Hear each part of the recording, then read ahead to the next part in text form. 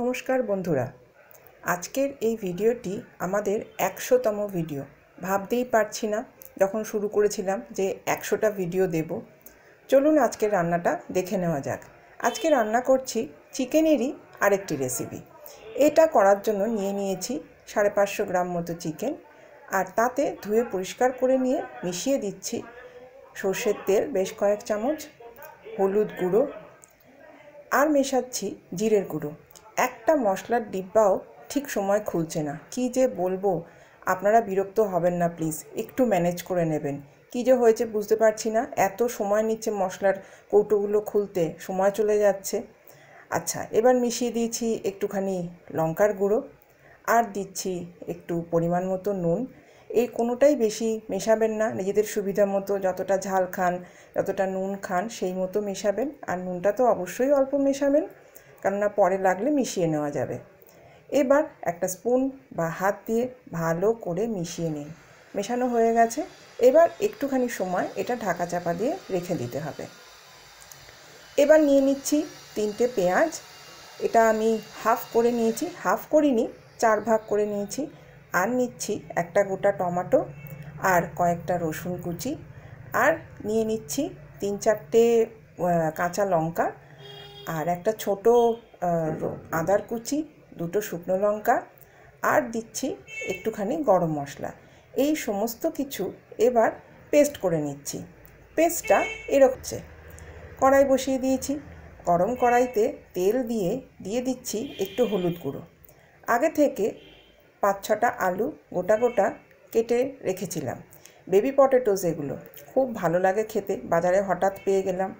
একটু লাল লাল ভাজা এরকম হয়ে আসলে এবার এগুলোকে তুলে নিচ্ছি।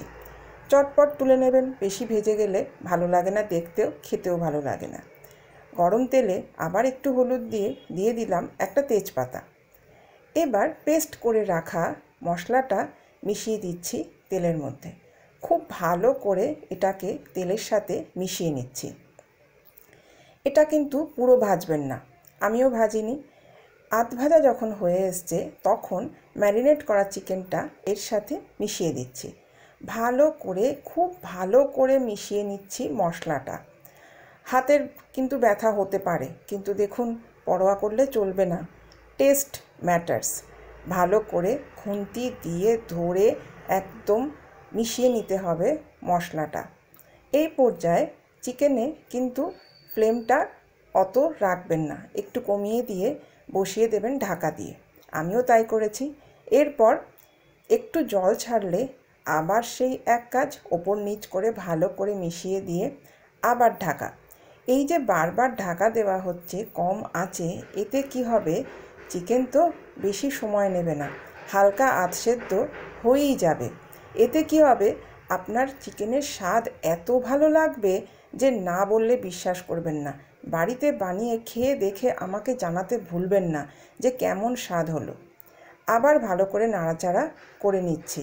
এই নাড়াচাড়াটা কিন্তু খুব ম্যাটার করে, বারবার এটা কিন্তু করতে হবে। ভেজে রাখা আলুগুলো এই পর্যায়ে দিয়ে দিচ্ছি।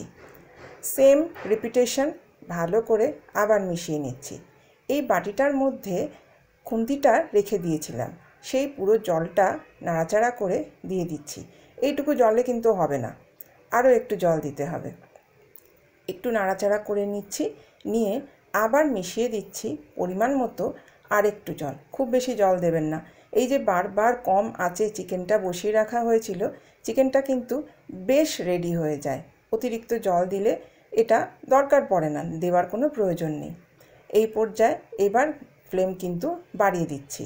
বাড়িয়ে দিয়ে ঢাকা দিয়ে এবার একটু অপেক্ষা করতে হবে। বারে বারে একটু তুলে দেখেও নিতে হবে কীরকম অবস্থায় রয়েছে।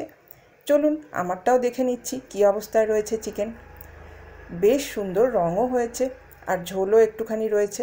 তবে এতটা ঝোল কিন্তু আমি ঠিক রাখবো না, আমার ভালো লাগছে না, আমি একটুখানি কমিয়ে নেব। এবার আবার ঢাকা দিয়ে একটুখানি অপেক্ষা করতে হবে। চলুন এবার দেখি কী পর্যায়ে এসেছে। ঢাকা তুলতে গেলেই এত ধোঁয়া উঠছে, বাপরে, হাতে গরম ছ্যাঁকা লেগে যাচ্ছে একদম। তো এবার আবার একটু নাড়াচাড়া করে নিচ্ছি। এইবারের এই যে গ্রেভির যে পোর্শনটা এসছে, এটা আমার বেশ পছন্দ হচ্ছে। এখন আর কিছু কাজ নেই, এবার প্লেটে ঢেলে নিয়েছি।